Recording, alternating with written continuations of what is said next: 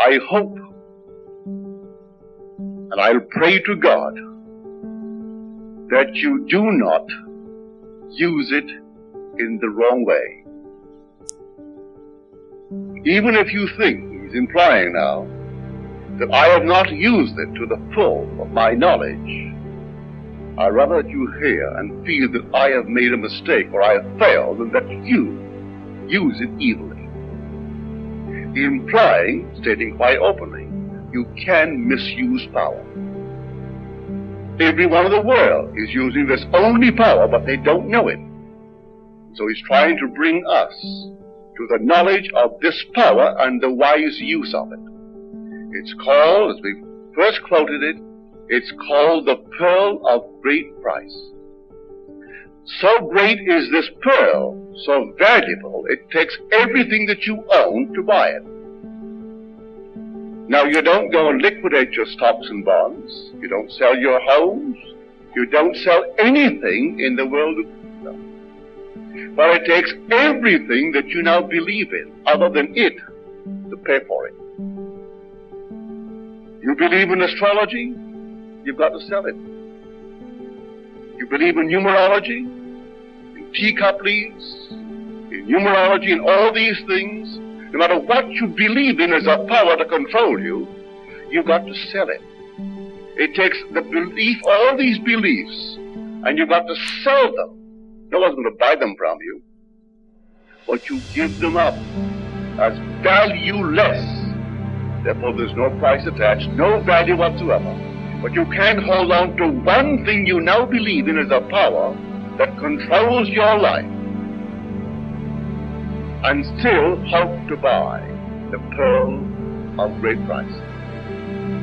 Everything you now believe in, whether it be even the drugs that you take, even the things, the diets, if you're a vegetarian, you think that's the way to God. If you're a meat eater, you think that's the way to God.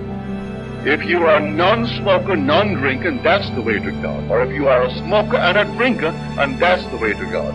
There is no way to God but Christ. I am the way. There is no other way.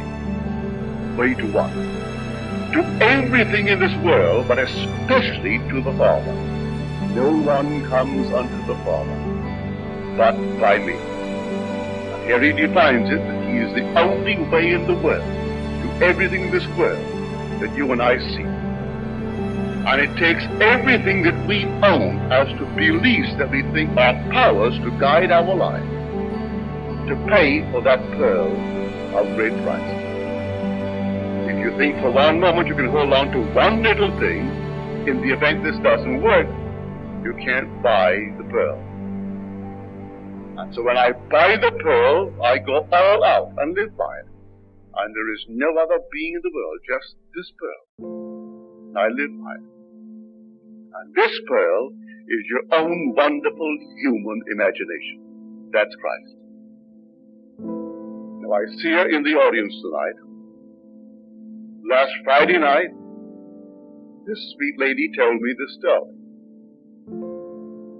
She went into the baker to buy the usual things that we buy when we go to the bakery. And the lady who waited on her didn't look well. And she, without asking the reasons for her present appearance, in her own mind's eye when she got home, she talked to her as though she stood before her physically. She didn't sit down, she didn't relax, didn't go into a trance, just brought her before her mind's eye and heard her say that she felt so well. And she complimented her on the way she looked. She looked so well. And this was a communion between two souls, how she looked so well. And she believed in the reality of her imaginal act. 1 week later, she goes back into the same bakery. And here is this lady, same lady, but radiant. So radiant, it prompted a response from this one. And she said, but you look so well. What has happened? Well, she said, this past week I inherited some money. I paid all of my bills. I paid everything that I owe to this world.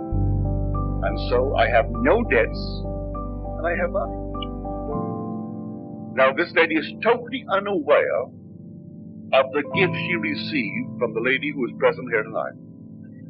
Totally unaware of it.